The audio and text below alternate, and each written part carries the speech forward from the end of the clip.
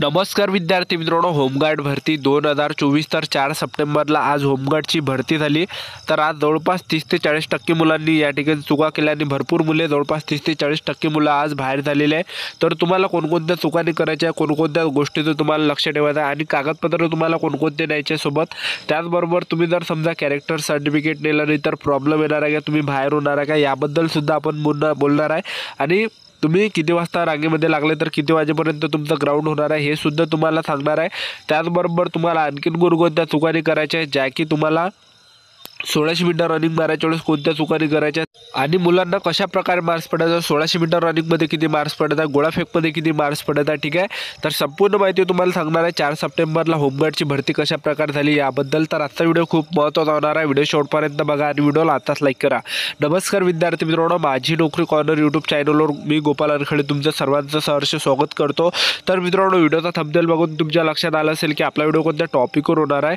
Video सुरू करण्याच्या आधी आपल्या यूट्यूब चॅनलला सबस्क्राईब करा जेणेकरून प्रत्येक भरतीची अपडेट तुमच्यापर्यंत सर्वात आधी पोहोचेल आणि जास्त करून होमगार्ड भरतीच्या रिलेटेड जास्त व्हिडिओ आपल्या चॅनलवर अपलोड करत असतो, ठीक आहे। तर पहा विद्यार्थी मित्रांनो, पहिली चूक तुम्हाला या ठिकाणी करायची नाही की भरपूर मुले ह्या आशेवर बसले की बा आपल्याला मेसेज येणार आहे, मेसेजच्या भरोश्यावर भरपूर मुले बसले आहे। कारण की भरपूर विद्यार्थ्यांना काय वाटत आहे आपल्याला मेसेज येणार बा आणि तेव्हाच आपण जाणार आहे। तर पहा मी तुम्हाला सांगतो, मेसेज येत नाही होमगार्ड भरतीचा, कोणालाही मेसेज येत नाही आहे। तर होमगार्डची जी भरती आहे ही ऑफलाईन पद्धतीने भरती आहे आणि त्यांनी वेळापत्रक जे विद्यार्थी मित्रांनो ऑफिशियली वेबसाईटवर टाकलं आहे, महाराष्ट्र होमगार्डच्या वेबसाईटवर टाकलेलं आहे, ठीक आहे।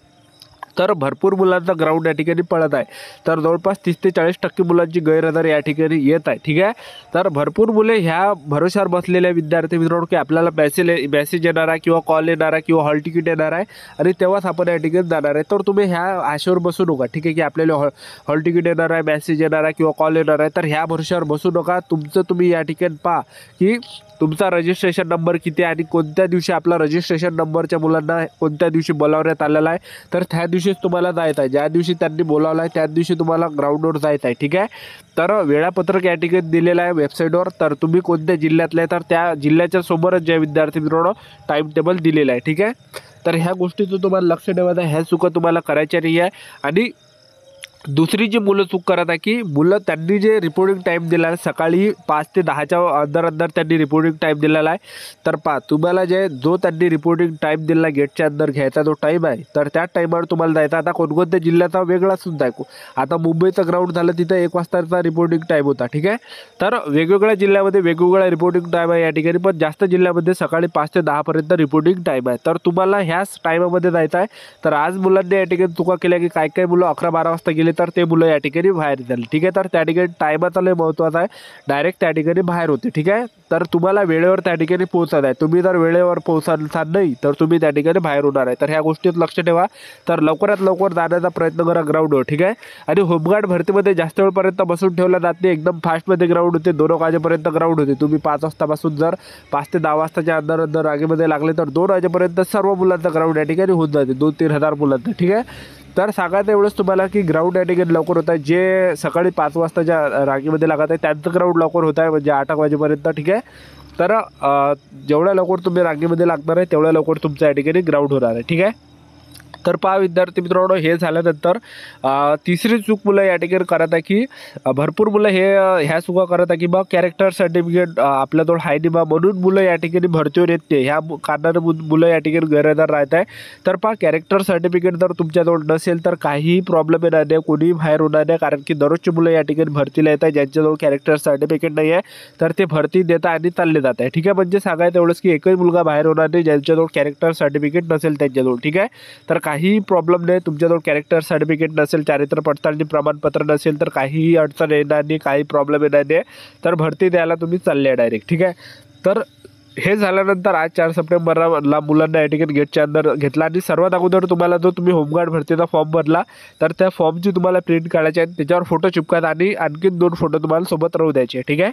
तर हे झाल्यानंतर गेटच्या अंदर ते घेत आहे, गेटच्या अंदर ते फक्त आपला फॉर्म ते चेक करत आहे, फॉर्म आणि आधार कार्ड, ठीक आहे। आणि हे झाल्यानंतर जे विद्यार्थी मित्रांनो तिथं मुलांना बसून ठेवलं जात आहे आणि तिथं काय होतं की सर्वात अगोदर ते कागदपत्र मागत आहे। तर कागदपत्र कोणकोणते लागते मी तुम्हाला या ठिकाणी सांगून देतो। तर पहा तुम्हाला आधार कार्ड त्या ठिकाणी लागणार आहे विद्यार्थी मित्रांनो पहिला, ठीक आहे। आणि दुसरं तुम्हाला शाळा सोडल्याचा दाखला लागणार आहे. त्याचबरोबर तिसरं तुम्हाला 10वीचं मार्कशीट, 10वीचं बोर्ड सर्टिफिकेट, ठीक आहे. आणि चौथं तुम्हाला 12वीची मार्कशीट, 12वीचं बोर्ड सर्टिफिकेट लागणार आहे, ठीक आहे. आणि तुमचं ग्रॅज्युएशन झालं असेल तर ग्रॅज्युएशनचं तुम्ही मार्कशीट त्या ठिकाणी द्या, ठीक आहे. तर एवढे कागदपत्र या ठिकाणी लागते, बस एवढेच लागते. आणि 2 फोटो सोबत असू द्या, ठीक आहे. एवढेच कागदपत्र त्या ठिकाणी लागते. कॅरेक्टर सर्टिफिकेट नसेल तुमच्याजवळ काहीही प्रॉब्लेम येणार नाही, ठीक आहे. आणि जर तुमचं या ठिकाणी तांत्रिक अडथळा असेल तर हे सर्टिफिकेट तुम्ही ITI वगैरे झालं असेल, NCC झालं असेल तर हे सर्टिफिकेट त्या ठिकाणी लागत आहे. हे जर असेल तर बोनस पास भेटणार आहे. तर झेरॉक्स ते घेत आहे, ओरिजिनल जरी नसले तर काही हरकत नाही, झेरॉक्स ते घेत आहे. तर एवढं झेरॉक्स आहे. त्याचबरोबर तुमच्याजवळ ITI ट्रेड उत्तीर्ण प्रमाणपत्र असेल तर हे सर्टिफिकेट याचे बोनस पास भेटणार आहे. खेळाडू जिल्हास्तर प्रथम तृतीय क्रमांक प्राप्त किंवा राज्यराष्ट्रीय स्पर्धा सहभाग असेल तर हे सर्टिफिकेट याचे बोनस पास भेटणार आहे. NCC B सर्टिफिकेट झालं असेल तर हे सर्टिफिकेट याचे बोनस पास भेटणार आहे. NCC C सर्टिफिकेट झालं असेल तर हे सर्टिफिकेट याचे बोनस पास भेटणार आहे. आणि हे दोन्ही जर असेल तर 3 मार्क भेटणार आहे, ठीक आहे. आणि नागरी संरक्षण दल असेल 3 प्रशिक्षण पूर्ण हे सर्टिफिकेट द्यायचे बोनस पास भेटणार आहे. जड वाहन चालक परवाना असेल तर हे सर्टिफिकेट द्यायचे बोनस पास भेटणार आहे. माजी सैनिक असाल, एकूण सैनिकी सेवाचं प्रमाणपत्र नाही, याचे बोनस पास तुम्हाला या ठिकाणी भेटणार आहे, ठीक आहे.